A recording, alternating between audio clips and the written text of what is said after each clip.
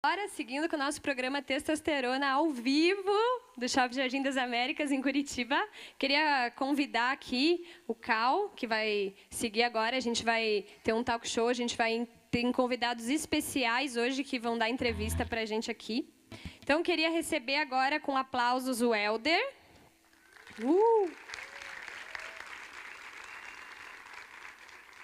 Helder. O Helder tem 29 anos, casado com a Thaís, gerente comercial e é lead pastor aqui na Inc. Queria convidar o Fabrício. Uma salva de palmas para o Fabrício. Fabrício tem 38 anos, é casado com a Jennifer, é advogado. Queria convidar a Juliana. Uma salva de palmas para a Juliana. Juliana tem 23 anos, é casada com o Rodrigo, é estudante do Central Bible College. Queria convidar a Ariane.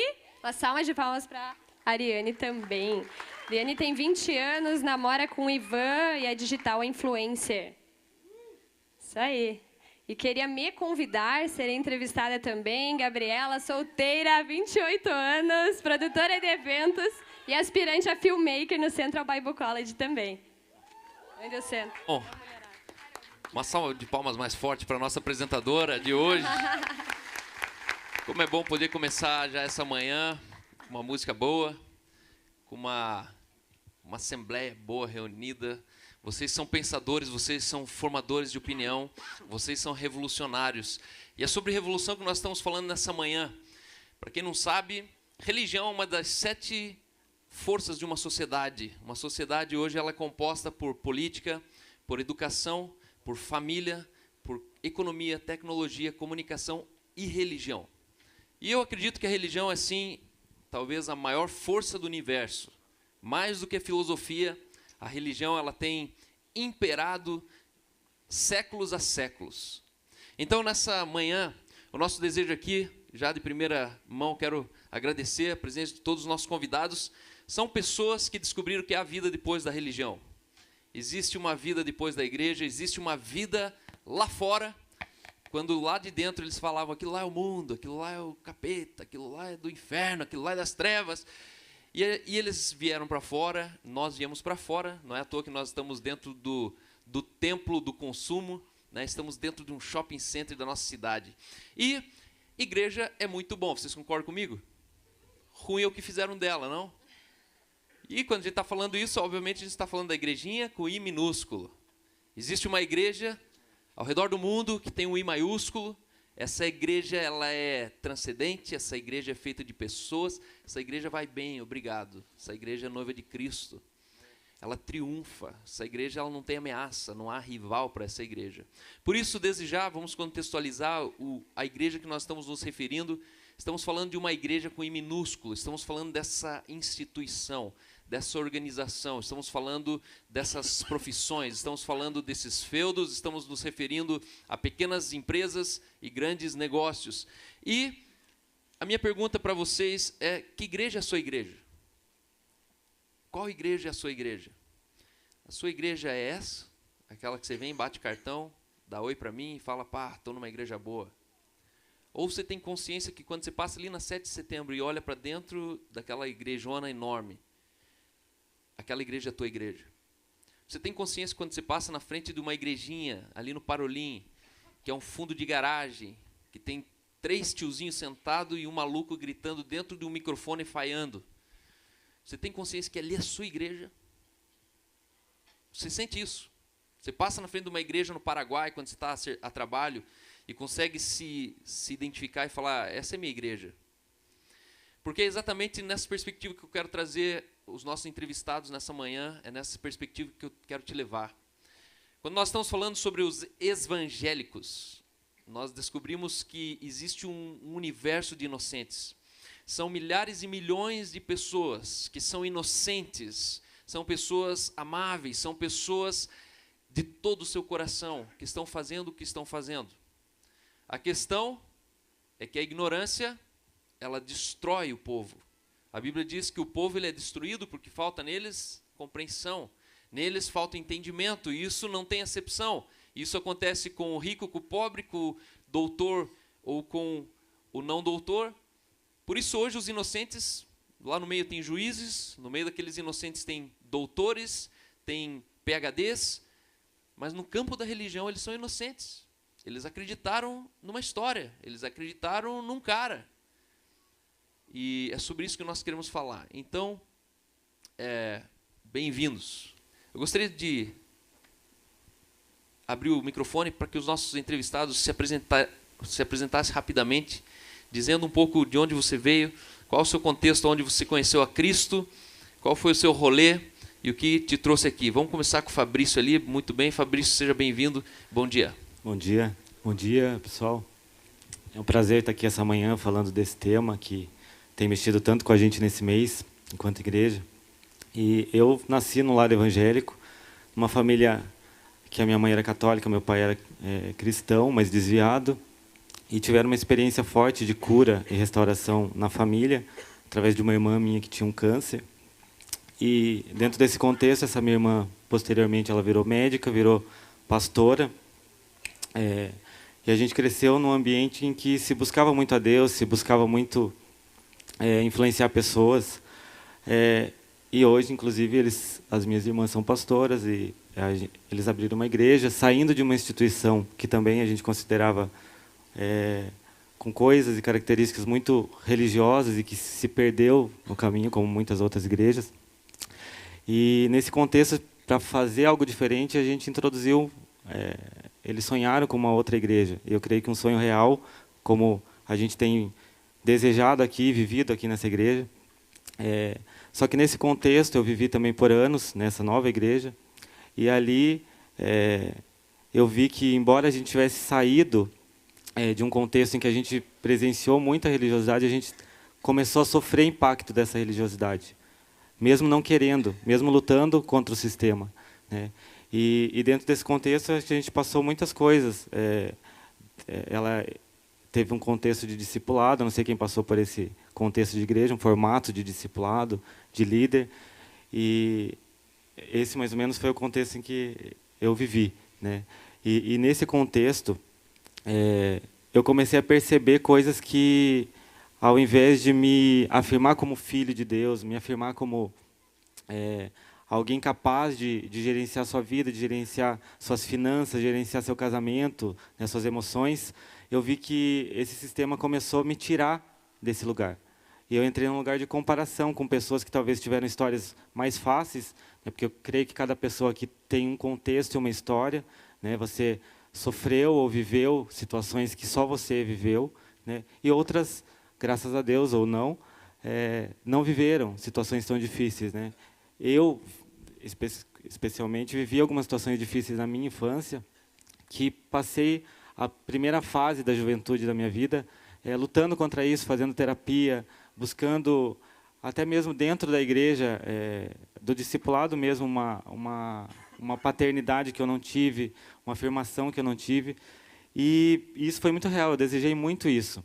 Mas nesse contexto de discipulado, eu acho que, e eu vou começar com esse tema, ele pode ser uma ferramenta, e eu acredito que é uma ferramenta muito incrível se ela funcionar como uma mentoria, como alguém que quer realmente auxiliar naquilo que você quer e que você entende que precisa. Eu acho que o discipulado, muitas vezes, ele entra num contexto de manipulação, que é um dos temas que a gente está tratando aqui, e de fazer você ser alguém que talvez nem Deus desejou que você fosse. Né? Porque talvez uma pessoa comum como eu e você, que viveu as suas influências, que teve a sua cultura, né, quer que você viva do modo como ela entendeu que deveria viver. E eu acho que isso é muito pessoal, porque você tem que entender quem você é. Você precisa descobrir quem você é dentro desse corpo. Né? Igreja é você, não é esse lugar. Né? Mas você tem que descobrir que igreja você é. Né? O que você precisa levar, o que Deus quer que você leve para outras pessoas, o que a sua história pode causar em pessoas quando você descobre realmente a força que você tem em Deus, né? E eu acho assim, uma das coisas que muito me machucou assim no discipulado, que eu me assustei, uma das primeiras coisas foi que no primeiro discipulado que eu tive, a pessoa não me perguntou, ela falou assim: semana que vem é o nosso discipulado, eu quero que você traga teus extratos, teu saldo bancário, tuas dívidas que você tem, que eu quero saber como que tá as tuas finanças. cara, aquilo lá, eu fiquei uma semana pensando, putz, será que eu faço isso mesmo? Me senti um idiota, né? Porque, cara, você entregar as suas finanças, tipo, primeira coisa eu pensei assim, fiquei lutando comigo pensando assim, não, eu acho que eu estou sendo muito orgulhoso, né? De não querer mostrar minhas contas e tal. Acho que eu preciso passar por isso, porque uma das coisas que, se você já passou por isso, é a pessoa dizer que se você não quer passar por isso, você não quer passar pelo processo de humilhação, né? Você está fugindo do processo. E eu me sentia mesmo, fugindo de vários processos, porque eu não aceitava, entendeu? Muito bom, muito bom. Uma boa contextualizada, né? Então vocês já perceberam que alguém que estava literalmente nos bastidores, no core group de uma igreja. E aqui a gente tem, desse lado aqui, eu vou pedir para Ariane começar introduzindo um pouco. E depois a gente vai voltar com algumas perguntas aqui, mais para vocês entenderem com quem que a gente está falando, tá? Então, bem-vinda, Ariane. Bom dia, Igreja no Cinema. Meu nome é Ariane. Eu fui funcionária de uma denominação, onde eu fui obreira também.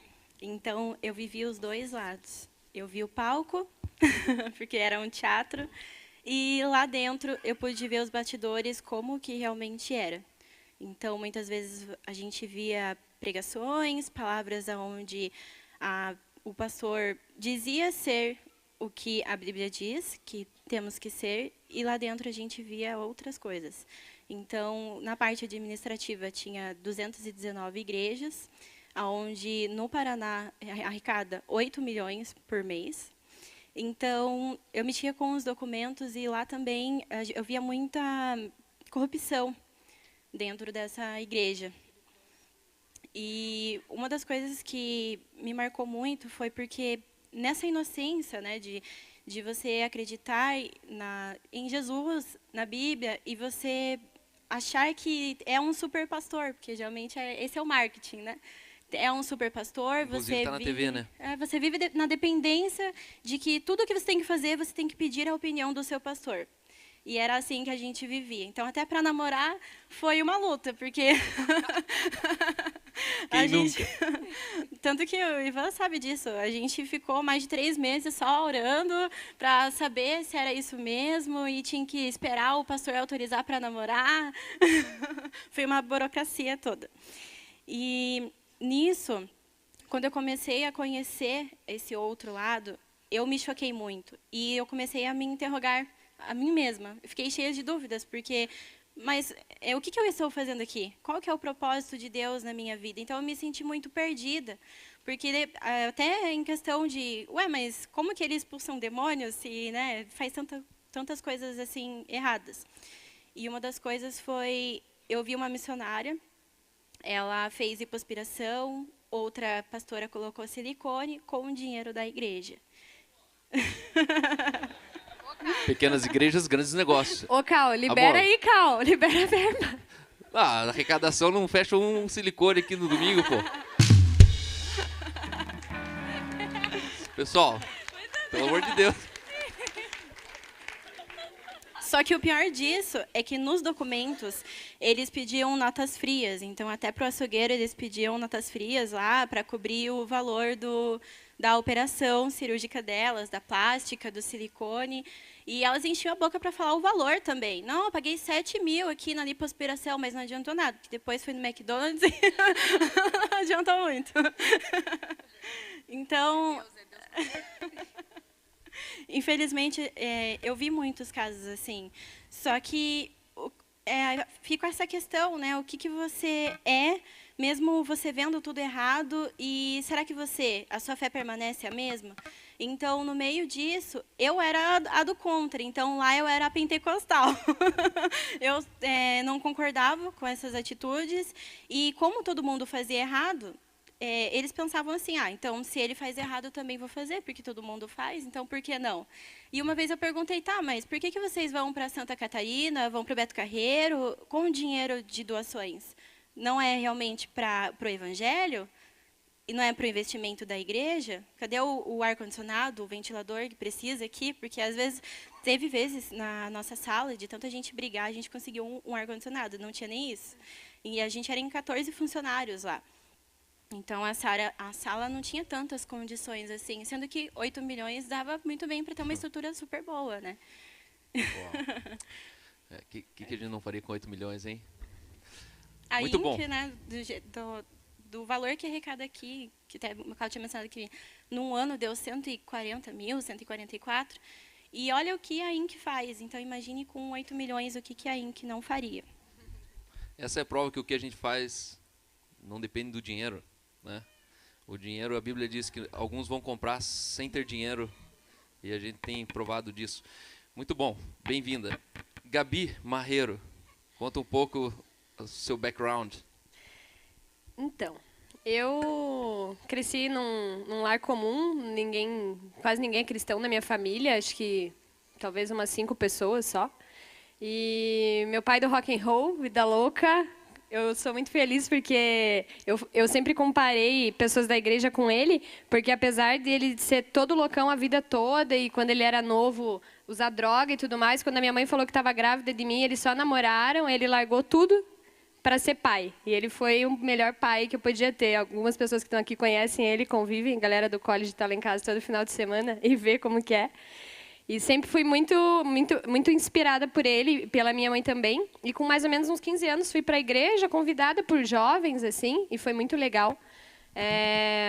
Fabrício, a gente tava junto. E ali eu falei, uau, nossa, existe, né, um outro mundo que eu não conhecia. Vinha do mundo normal, com coisas normais, né? Nada, nunca tinha ouvido falar de quem é Deus, quem é Jesus, da obra, nada disso.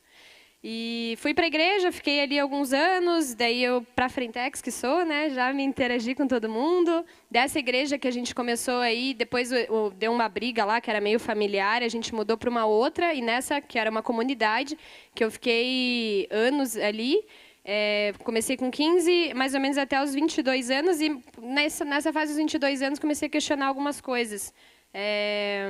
Mais ou menos com o que a Ari falou.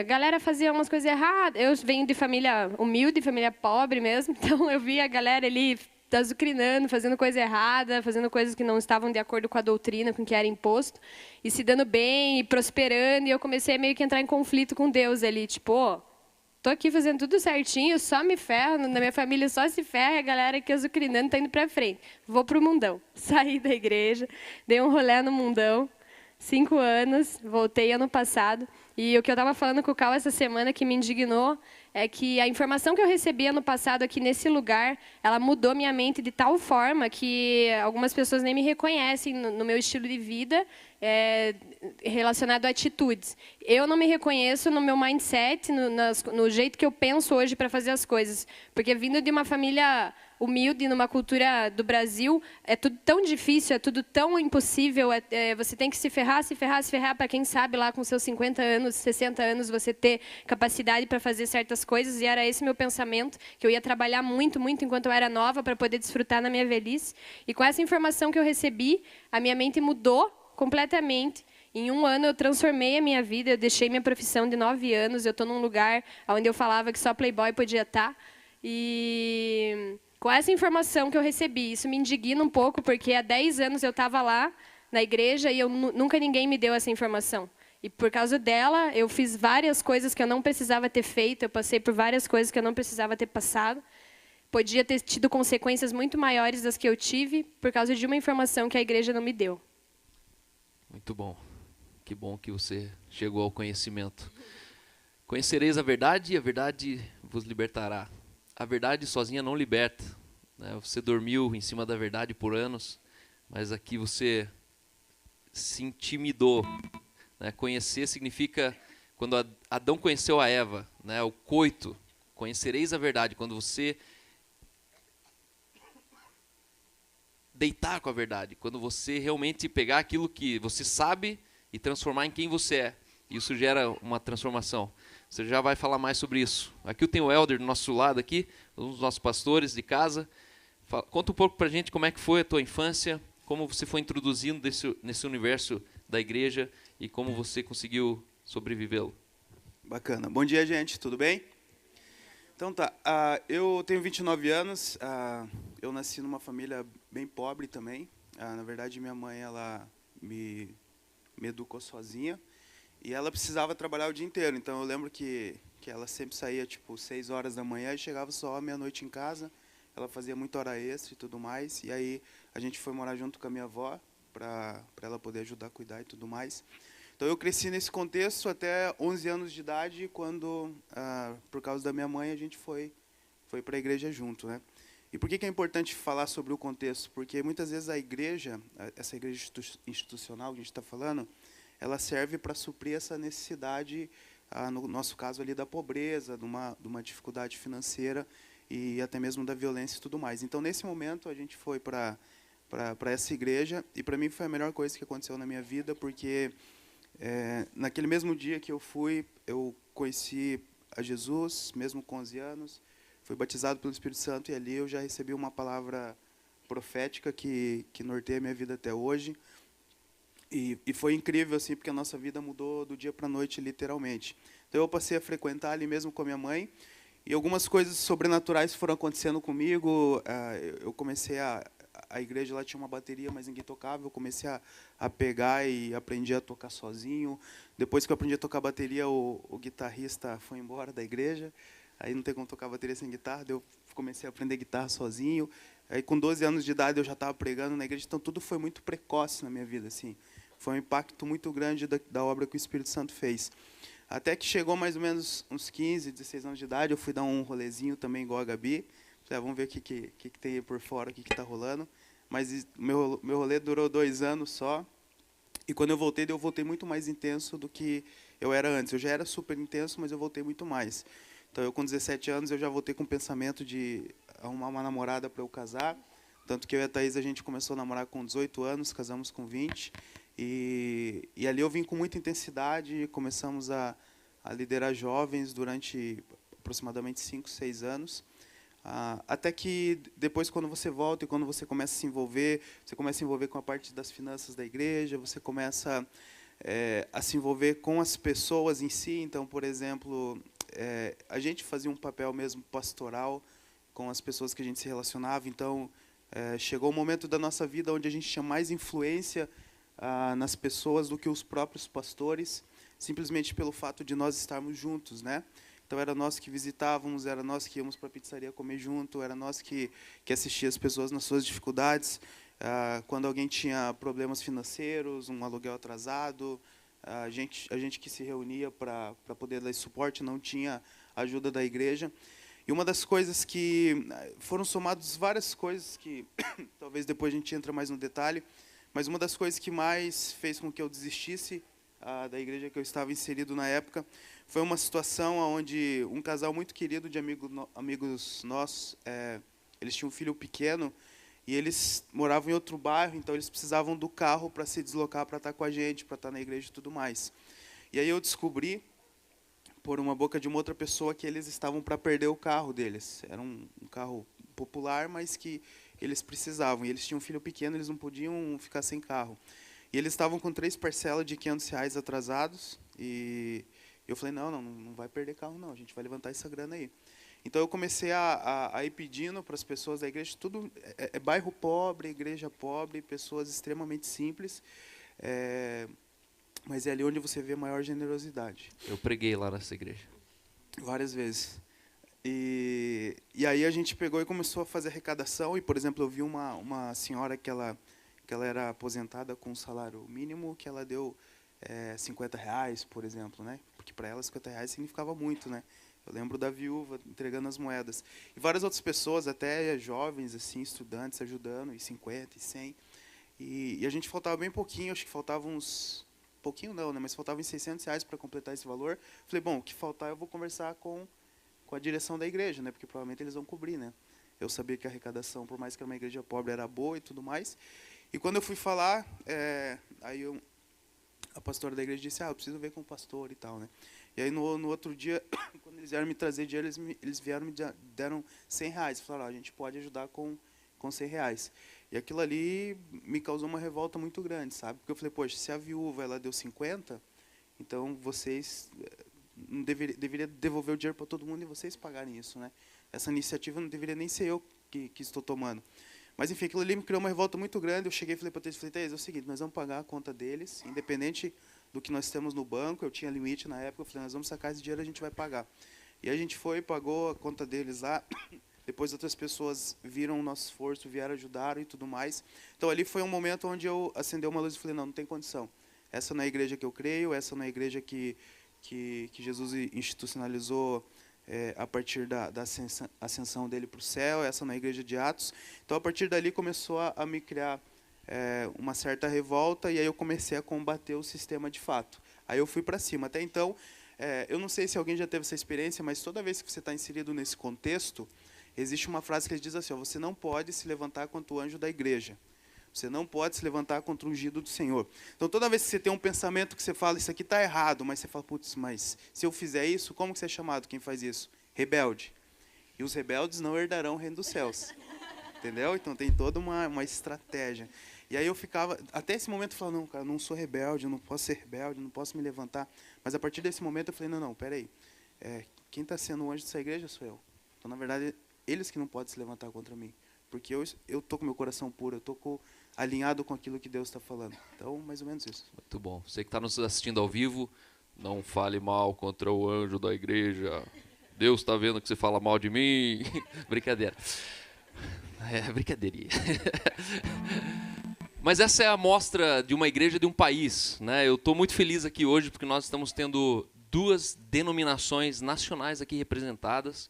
Uma delas é multinacional, uma igreja que só no Paraná são 219 igrejas, aqui só no Paraná são uma cacetada de igrejas também, são 2 denominações, e aqui nós temos 3 comunidades, e é interessante o que o Fabrício falou, a gente saiu de uma igreja pelo antissistema, e de repente ele viu que o antissistema se tornou o próximo sistema, né? Aquela coisa assim, pô, a gente saiu da igreja, mas a igreja não saiu da gente, a gente continua com os trejeitos da outra igreja.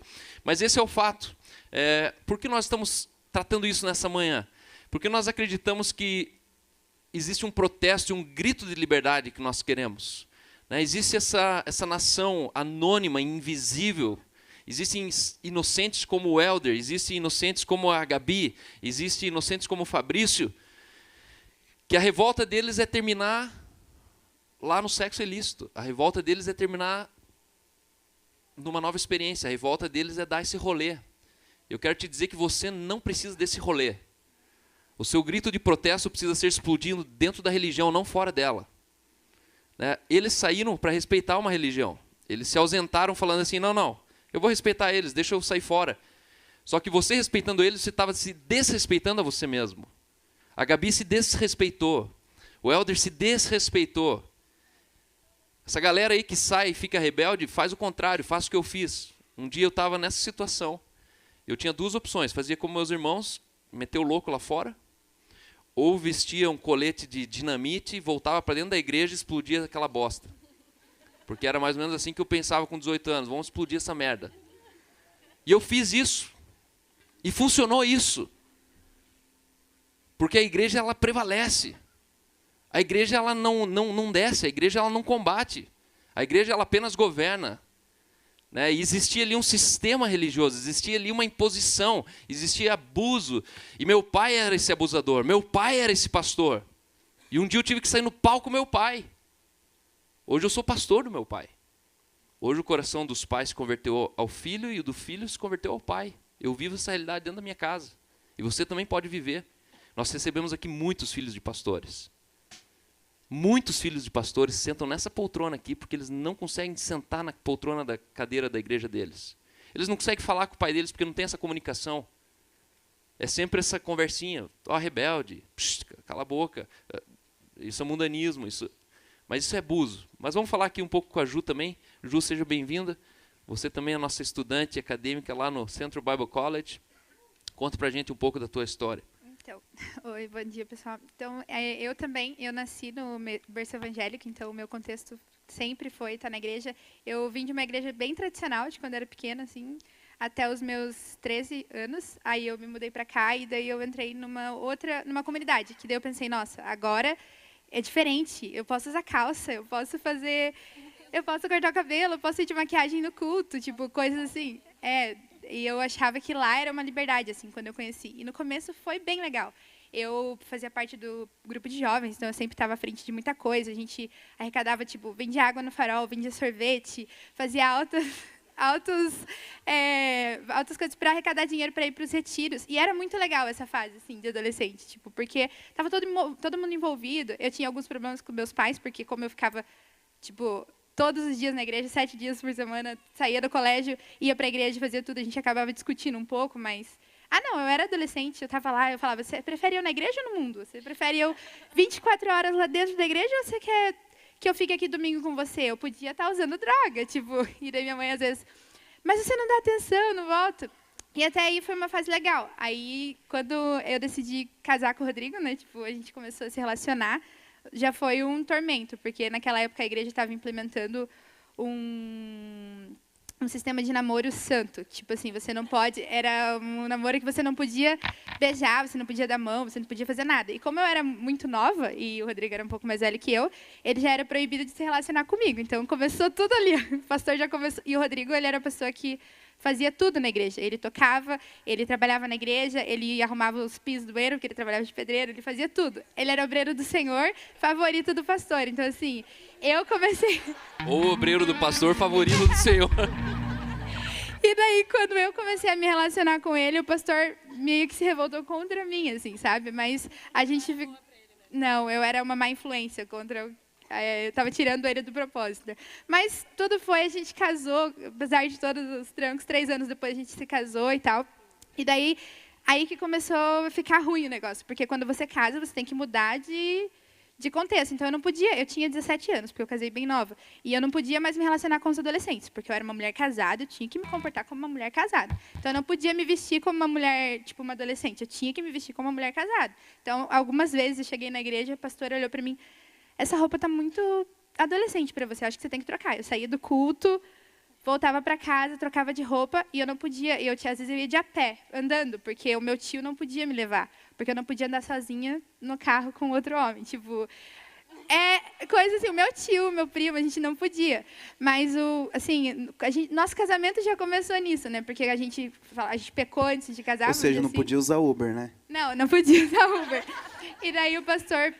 Ele controlava a nossa vida assim no nível extremo, assim, tipo a instituição, como o Fabrício falou ali, o discipulado não era para te influenciar esse negócio de levar os extratos. Não, você tem que levar tudo, os extratos, tem que falar quantas vezes vocês fazem sexo por dia, tudo assim, ó, porque senão você não está sendo submisso ao teu discipulador.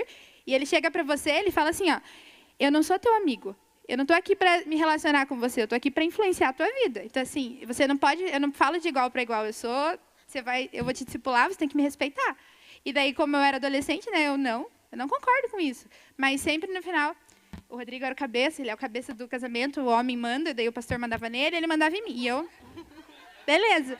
Vamos lá, amém, Jesus. Não posso, não vai, não. Antes da gente casar, tipo, aquelas reuniões de presbitérios, né? Não sei, acho que ela falou que na igreja dela tinha também, tipo, reuniões onde eles vão falar só o presbitério. Saía tudo lá, tudo que você conversou no discipulado, descia o pai em você naquela reunião e depois você chegava na igreja assim, todo mundo te olhava de jeito diferente, porque já estava todo mundo sabendo, porque no discipulado era a mulher do pastor contava para a mulher do outro discipulador, que contava para o outro. Não pode passar. Tipo, a igreja inteira sabia de todas essas coisas. Assim. O único que não sabia era você.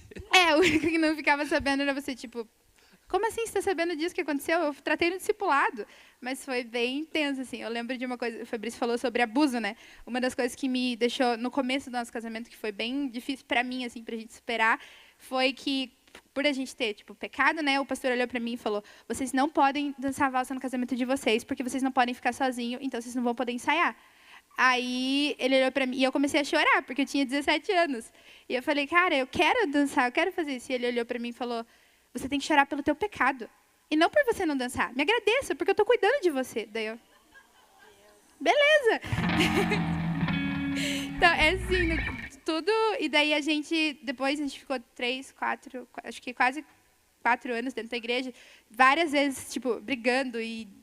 não, o discipulador tem que resolver as brigas. A gente não tinha uma vida assim, tipo, a gente ser íntimo, ser casal, ser esse negócio de cumplicidade, de conhecer. Não, se a gente tinha um problema, a gente ficava uma semana sem se falar, esperava o discipulado para daí resolver. E daí foi um negócio assim que foi saturando, a gente... Deixa eu só cortar dessa questão do baile, né? No meu casamento eu fiz também, contra a opinião, né, da liderança, eu fiz o baile. Eu queria fazer.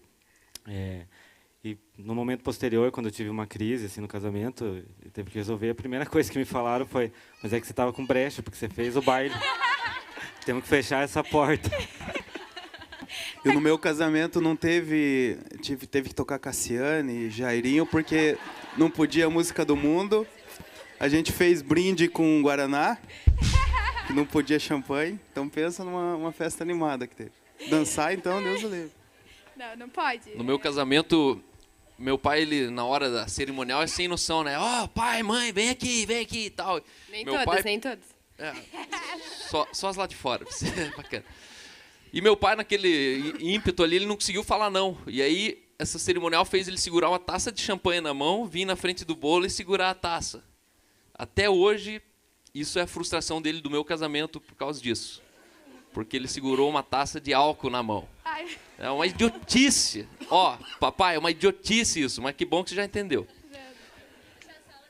Não, mas assim, daí a gente foi cansando disso e antes da gente conhecer a Inc, a gente estava se divorciando. Eu e ele, a gente brigou no nível assim, tipo, você vai pra igreja, você vai pra célula. Eu falava, não, eu não vou. E a gente ficava nesse, você tem que me obedecer. Eu falava, não vou. Aí eu ia, porque tinha que obedecer, e eu ficava assim, porque eu era bem rebelde, sempre fui rebelde, né? Então, eu ficava brava lá, emburrada e tal. E daí chegou no nível que a gente estava brigando tanto, a gente estava no processo de divórcio. A gente estava assim, não, eu não vou mais ficar junto com você.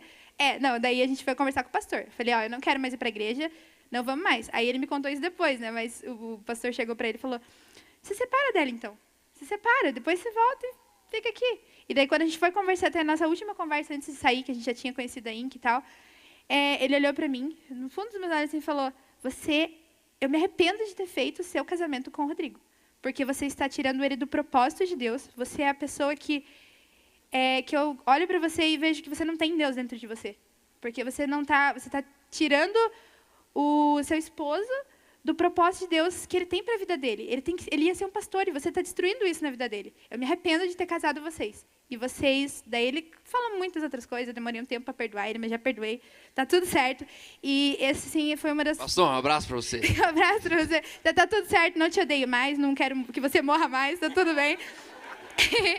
E assim, os nossos problemas, assim, a gente saiu de lá, mudou, assim, sabe? A nossa vida mudou, não porque ninguém controlou a gente mudou por ver pessoas que viviam. Cara, eles vão no teatro, que legal! Tipo, eles saem sem ser no cachorro-quente da esquina, porque é o dia da família, né? Que tem que ser obrigatório toda semana, não é pizza e tal. E era um negócio, assim, que foi incrível pra gente, a mudança. Muito bom. Isso é uma amostra da Igreja Nacional. Você sabia que no Brasil hoje existe em torno de 42 milhões de evangélicos, mas já são mais de 45 milhões desviados? Entre esse rolê aqui que eles estão falando, nesse gap de você entrar na igreja, dar uma volta e voltar, nesse vão aqui tem 45 milhões de pessoas. Pessoas que têm Vocês viram nesse vídeo? Pessoas que têm eles têm depoimento autêntico, legítimo. Né? A gente não está falando de gente aqui que a gente viu no jornal, na Cidade Alerta. Isso aqui não, né? Não é o bispo... fulano falando sobre o bispo ciclano. Isso aqui é gente que está falando assim, ó, foi comigo, foi o meu pastor lá, foi o cara que eu mais confiava. Mas eu queria perguntar para vocês, em que momento, se existiu um momento chave onde a sua inocência foi violentada? Existe algum momento na história de vocês que, naquele momento, assim, você estava tão inocente, que de repente você fez assim, tum, e abriu o olho e falou, oh, peraí, em que momento que teve esse despertamento? Vocês lembram de algum momento, uma situação assim bem pontual? Além dessa situação que eu falei da arrecadação do dinheiro do carro, um dia a gente estava numa reunião também acho que presbitério, né? Gostei dessa palavra, reunião do presbitério, e a gente estava vendo o que a gente ia fazer com a grana da igreja, né? E uma das ideias que eu dei, eu falei, bom, vamos separar uns 5%, 10% da arrecadação para a gente dar suporte financeiro para as famílias, né? Pessoas que às vezes estão com dificuldade financeira e tudo mais, a gente separar um valor desse para ajudar essas pessoas. E o pastor ficou tão revoltado porque ele queria aumentar a igreja, o templo, né? E ele falou assim, não, mas não adianta a gente fazer isso, porque não tem como a gente acabar com a fome da África. Ele falou assim, né?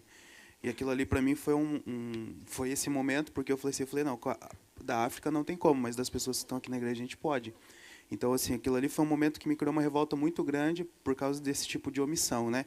Um outro momento foi quando eu não lembro o que eu estava fazendo, se eu era vice-presidente da igreja, o que eu era lá, que eu tive acesso às contas da igreja, né? E eu vi que somado o salário dos dois dava aproximadamente 70% do faturamento da igreja.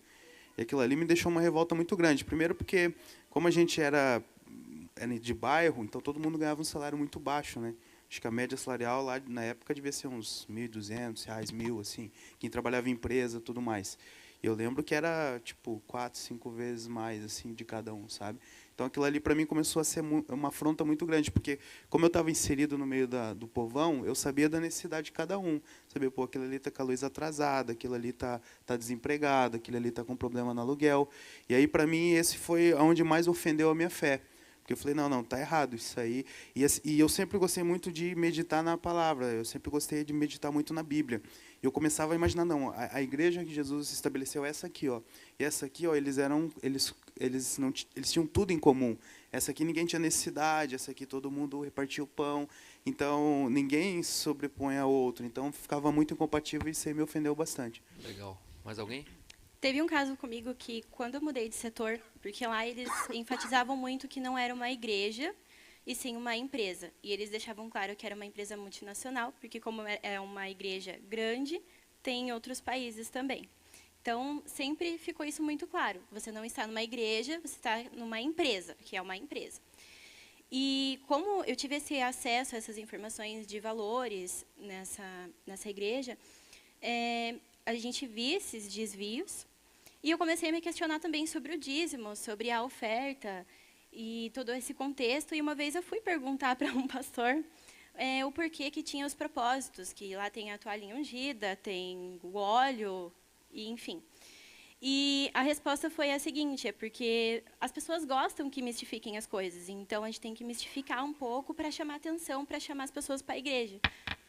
Então eu comecei a me questionar muito, sabe?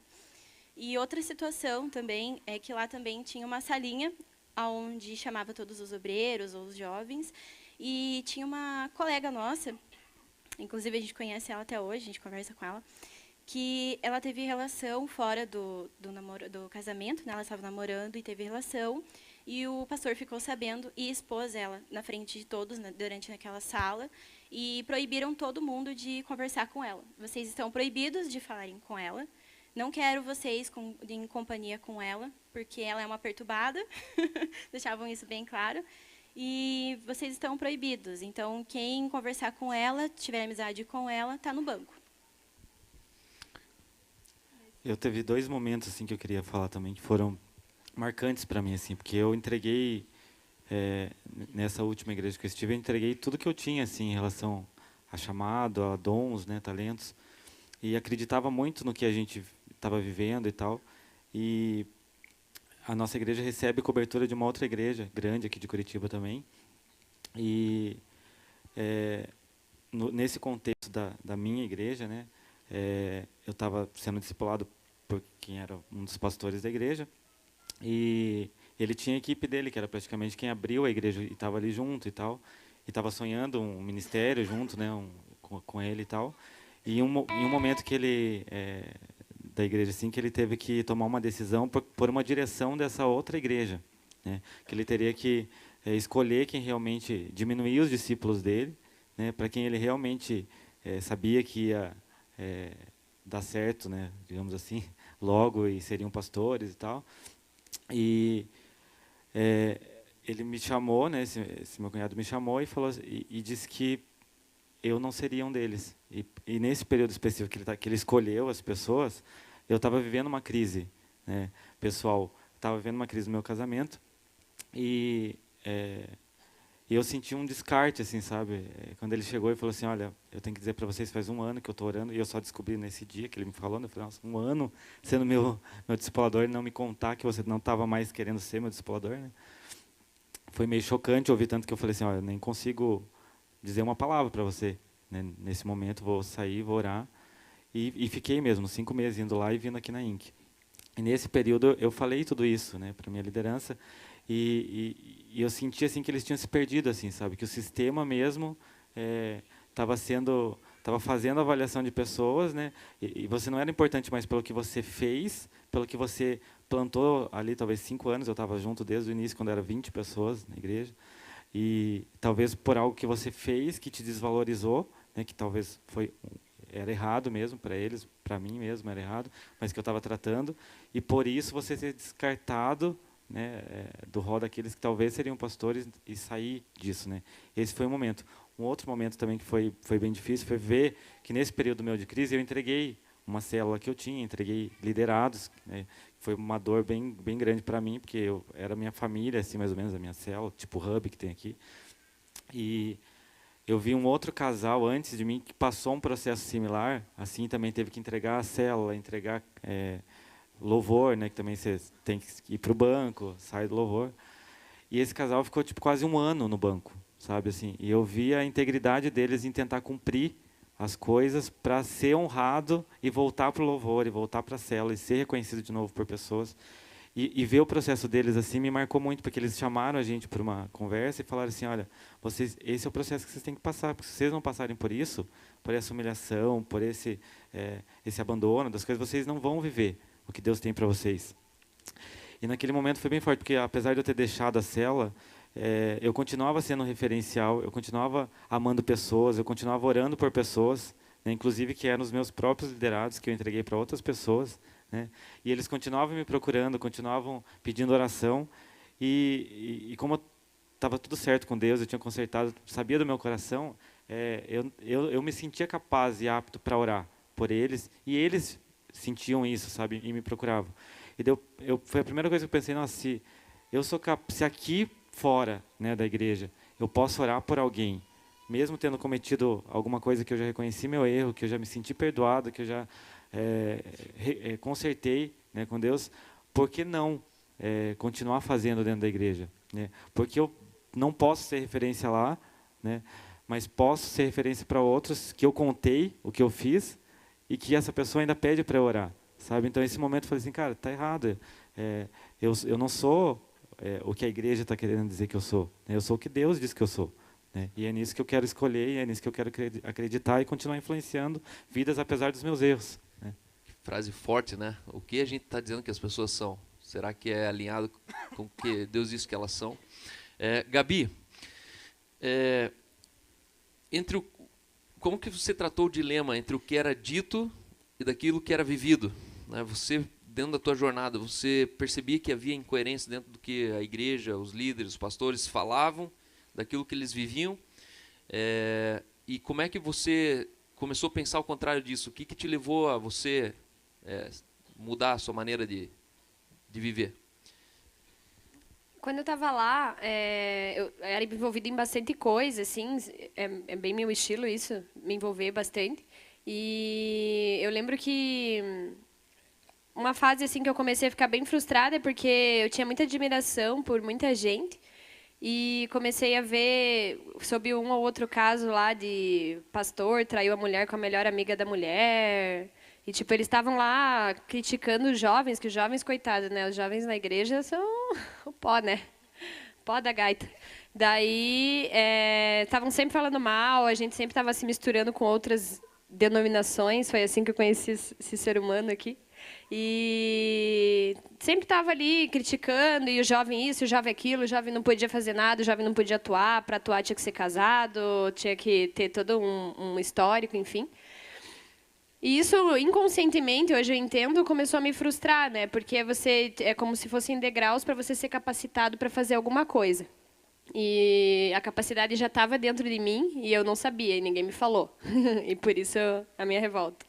E daí, quando começou esse rolo de pastor, né? Tipo, daí na cabeça, assim, quando a liderança estremece, todo o corpo sofre, né? Porque é tudo amarrado, né? Ninguém tem independência de nada. O que um manda fazer, você faz.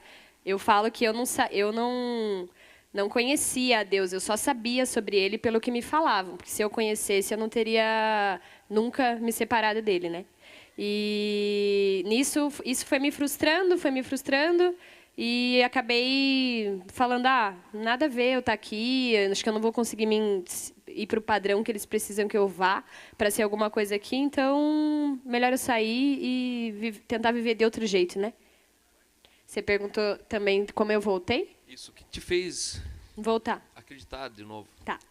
Daí, nesses 5 anos eu vivi, e eu lembro que eu falava assim, naquela época que eu falava que todo mundo faz coisa errada, e se dá bem, tá ganhando bem, tá prosperando, e eu continuo aqui.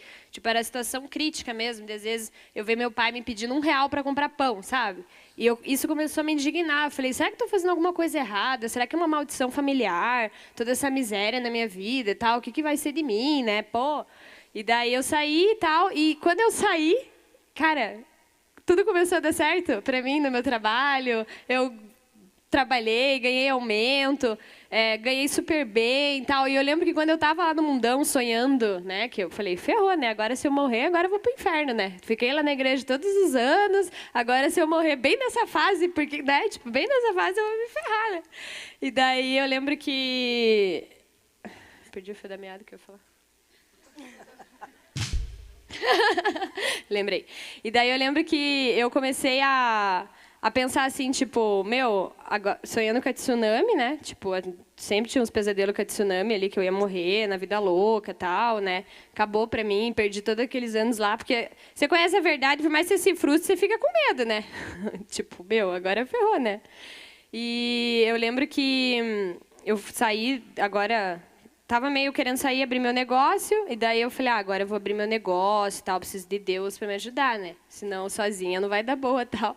Mas eu lembro que eu não tinha mais vontade nenhuma de estar no meio de um corpo, assim, de igreja, porque não...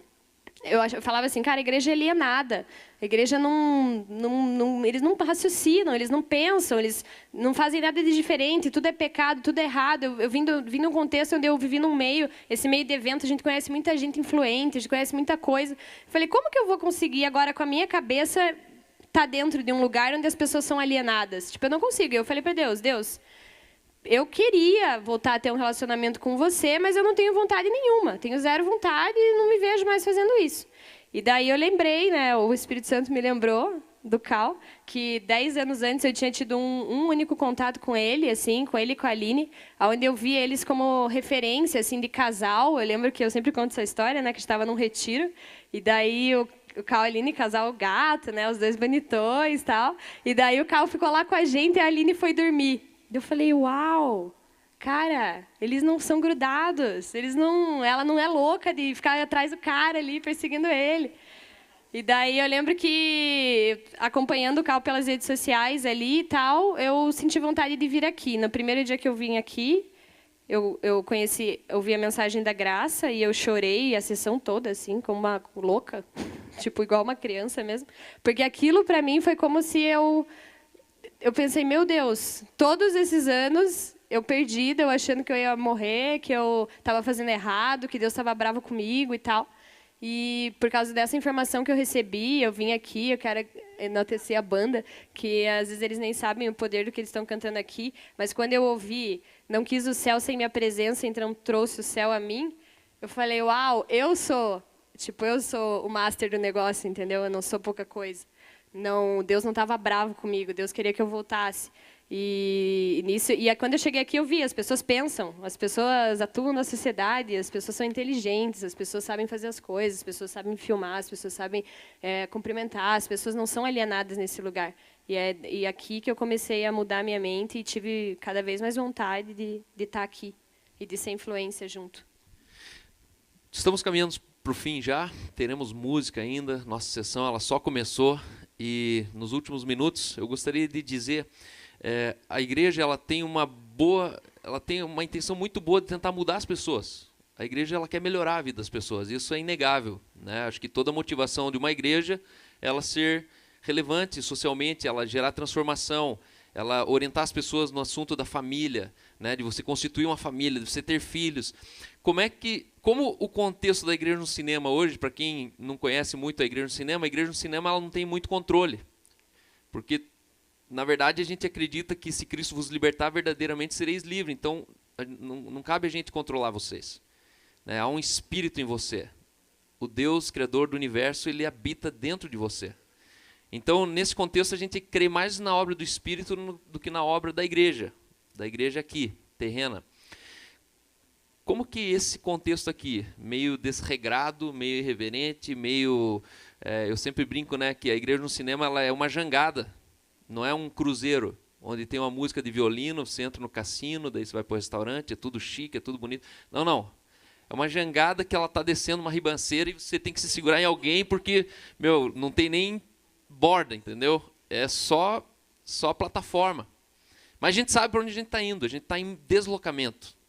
Como que esse contexto aqui desregrado ditou alguma transformação na vida de vocês? Teve uma mudança pessoal, impactou na vida de vocês? E aí a gente termina essa entrevista. Eu vou falar pra gente, assim, tipo, mudou, deu um turnaround, assim, 100%, porque a gente era controlado, tipo, tudo, né? E daí, de repente, a gente saiu de um lugar, a gente tinha medo de morrer. Assim, eu ali ia atravessar a rua, olhava para um lado e para o outro, assim, e eu ficava, meu Deus, a gente vai morrer. E daí a gente veio, na primeira sessão que a gente veio, eu lembro que o Rodrigo chegou pro Caio e falou, a gente vai caminhar com vocês agora aqui. Aí o Caio olhou para ele e falou, até o dia que vocês não estiverem mais, tipo, daqui a pouco vocês saem, vão para outro lugar, vão para outro país. Falou bem assim. E o Rodrigo ficou, meu Deus, como assim? Eu achei que ia receber, dar um abraço, dar um cartãozinho de membro, assim, um negócio bem... E não, tipo, você tá aqui, fica de boa. E daí a gente começou a aprender a como se relacionar. E a gente viu na vida de várias pessoas, de casais, assim, que a gente se envolveu no Hub, assim, foi muito de Deus, assim. E a gente olhou eles, assim, e falou, cara... E queria ser igual a eles, assim, tipo, não foi nem tanta palavra na igreja no cinema, assim, a palavra realmente impactou, eu consegui voltar a cantar, tipo, erguer a mão, porque eu me senti envergonhada, então fazia muito tempo que eu não cantava mais, não adorava livre, e daí era tudo escuro, eu pulava aquela música, e o futuro já começou, sim, foi uma segunda sessão, acho que eu comecei a pular de verdade e me sentir livre para adorar a Deus de novo, foi aqui dentro, mas o que mudou a gente mesmo foram as pessoas que a gente conheceu, que a gente olhou e falou, cara, ele é engenheiro, ela é arquiteta, ele viaja, eles vivem, e eles, sem saber, vivendo a vida deles normal, tendo filhos, sendo pessoas normais, vivendo, eles mudaram a nossa vida assim, cara, a gente olhou para eles e falou, eu quero ser igual a eles. A gente não mudou o quanto a gente recebia, aonde a gente morava, e a gente começou a viver coisas diferentes. A gente ia no teatro, que foi um negócio muito louco, a gente ia em restaurantes que a gente olhava e falava, cara, a gente está nesse restaurante, mas a gente não tinha dinheiro para isso antes.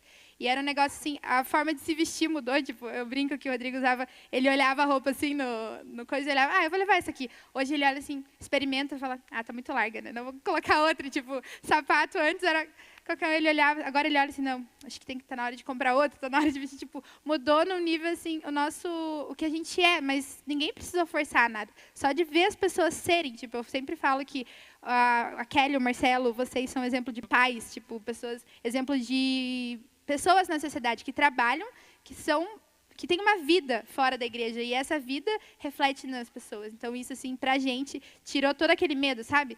De morrer, tipo, de estar fora do propósito de Deus, que para mim, eu sempre fui uma pessoa, você tinha perguntado, eu sempre fui uma pessoa que perguntou muito, eu sempre fui rebelde na igreja, porque eu não concordava com as regras que eram impostas, tipo, você não pode fazer isso, você não pode ir para a faculdade, por quê? Porque você vai perder seu casamento, você tem que ser submissa, mas eu falava, eu não quero ser esse idiota que fica obedecendo, eu sou alguém, eu tenho voz para falar, eu ando junto com ele, não debaixo dele, e daí a gente mudou, assim, 100%, hoje a gente vive, eu falo, a gente somos outras pessoas, tipo, completamente diferentes. Muito bom.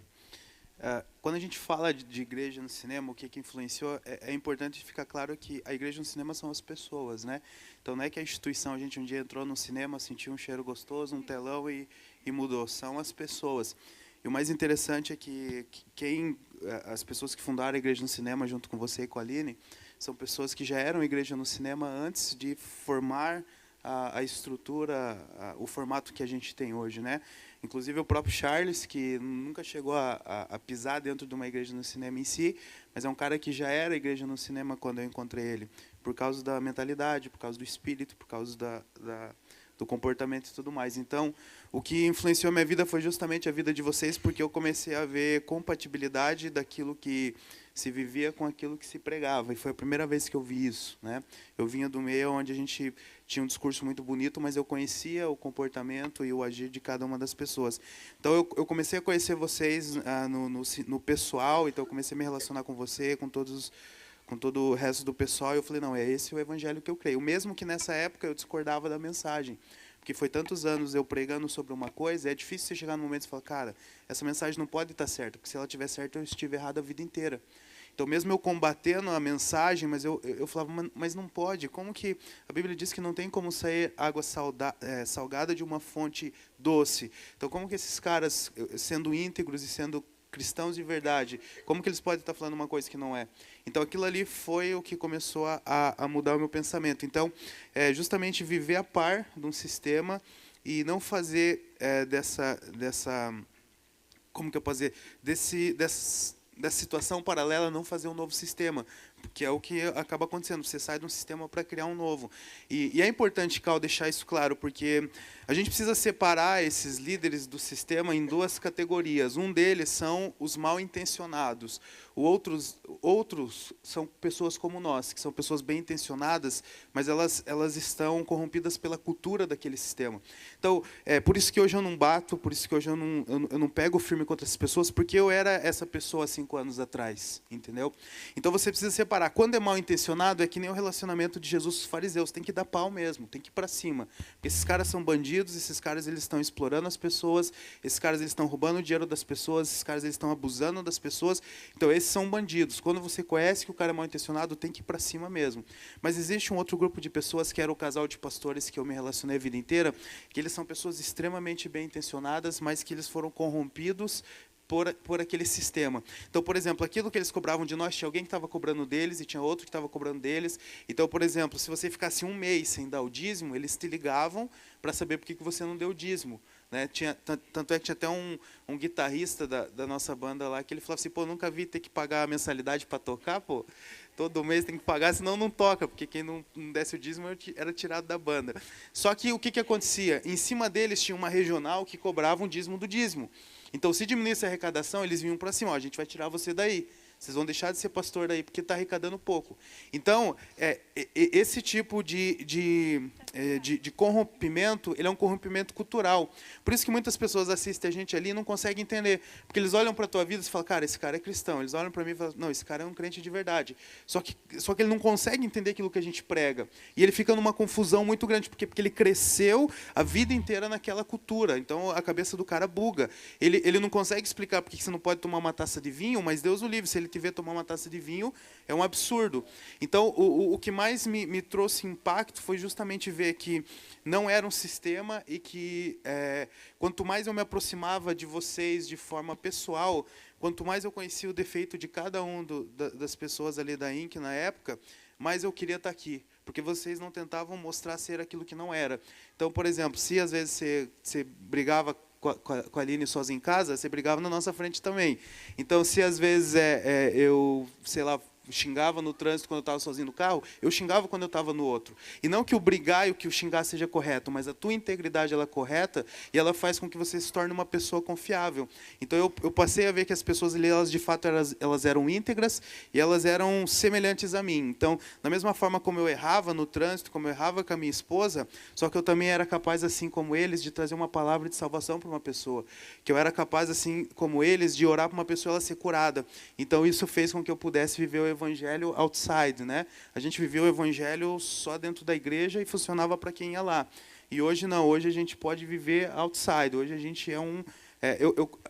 você ouve aquela frase, né? A igreja é um hospital que você leva os doentes. Só que, na verdade, a igreja, se você for parar a pensar nessa analogia, ela deveria ser uma ambulância. Você não tem que trazer ninguém, você tem que ir até ele.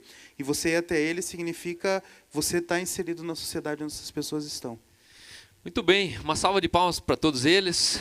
Muito obrigado pela presença, participação de vocês. Eu quero convidar vocês a se colocar de pé, se colocarem em pé.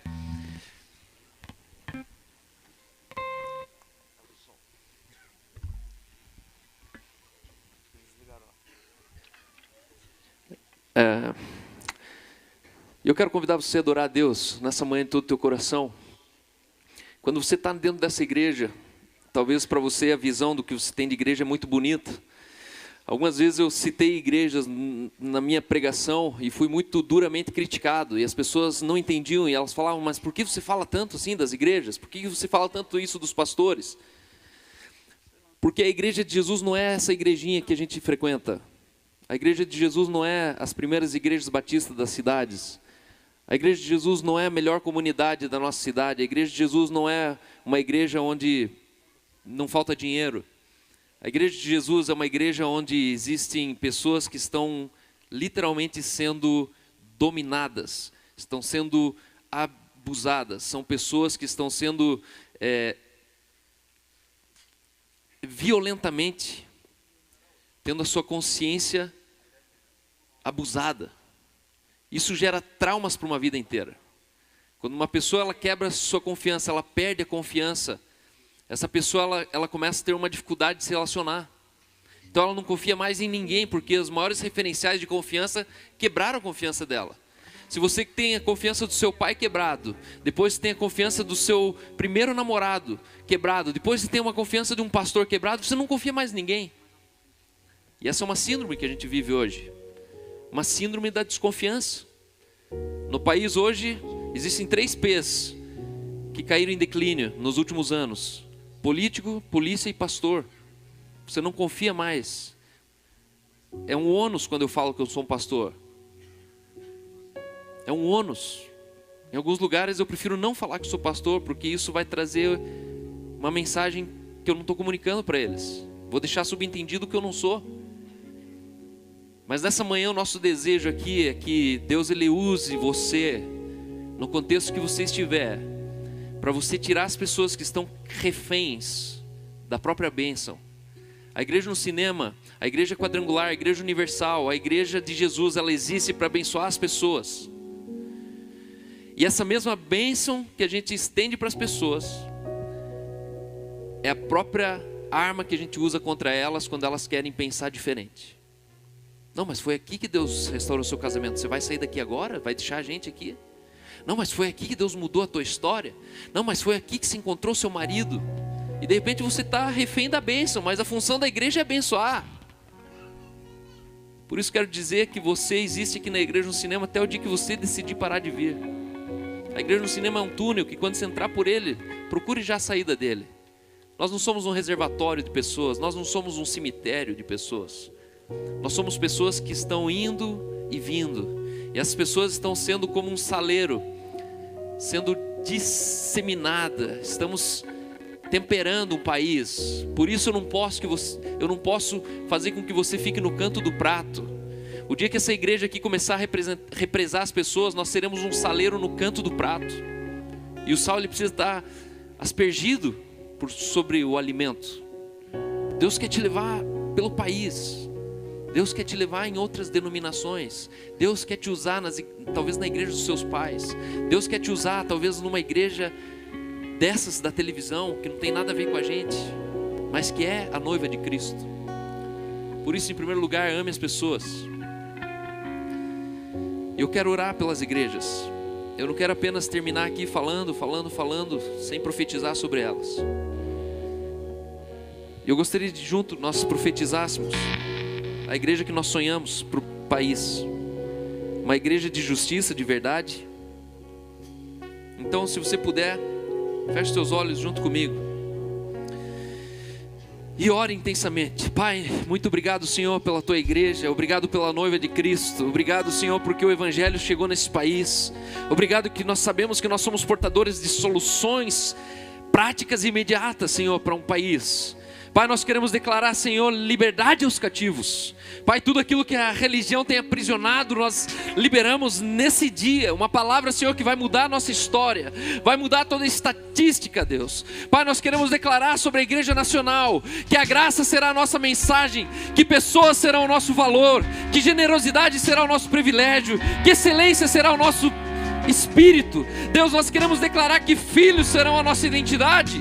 Liderança serva será a nossa estratégia, honra será a nossa cultura, paixão será a nossa obsessão, e revolução será o nosso desafio, e transformação será o nosso resultado. Pai, é essa igreja que nós vemos, é essa igreja que nós chamamos, Senhor, a existência. Espírito Santo, nós tocamos nessa manhã, Pai, a vida de milhares de pastores, líderes, cleros. Nós queremos declarar, Senhor, restauração de vida, restauração de visão. Pai, nos próximos anos, Pai, vamos passar por uma transformação enorme, Deus, em toda a terra.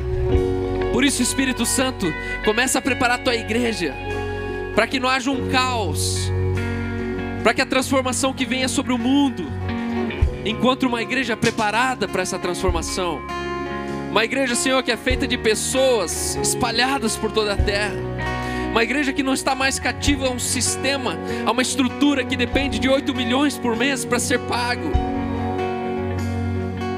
Pai, o teu reino é um reino de justiça, alegria e paz do Espírito Santo. O teu reino já está dentro das pessoas, a gente não precisa financiar mais isso. A gente não precisa mais pagar absolutamente nada para manifestar esse reino. A manifestação desse reino não depende de dinheiro, nos faz entender isso. Pai, se o teu reino fosse estabelecido com dinheiro, o Senhor teria dado dinheiro para a gente. Mas o Senhor nos deu poder, o Senhor nos deu autoridade, o Senhor nos deu, Senhor, a cura, o Senhor nos deu palavras de vida eterna, o Senhor nos deu tantas coisas que quem tem dinheiro não tem. Por isso, Espírito Santo, nessa manhã, se existem pessoas no nosso meio que ainda estão entorpecidas pela religião, nós queremos dizer: você é livre. Saia desse sono, saia desse lugar de morte, saia desse lugar de entorpecência, esse lugar onde você não sente, onde você não pensa, onde você não fala, simplesmente porque você está amortecido.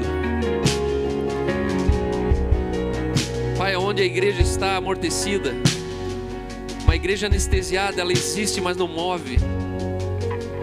Ela tem braços, mas não estende esse braço. Ela tem pernas, mas a perna não levanta. Porque existe uma anestesia. Existe uma substância externa que anestesiou essa igreja. Nós queremos dizer que cesse essa anestesia. Assim como nós oramos por um alcoólatra e imediatamente ele volta a ser são. Nessa hora nós vemos uma igreja que está anestesiada pela religião e nós dizemos: volte a ser são, se sana, volte a sentir. Igreja, volte a sentir. Igreja, volte a ouvir. Igreja, volte a pensar. Igreja, você está viva. Igreja, tem vida em você. Obrigado, Jesus. Obrigado pelos próximos dias, pelos próximos meses. Milhares e milhões de testemunhos que nós vamos colher, Pai, fruto dessa manhã. Em nome de Jesus. Amém.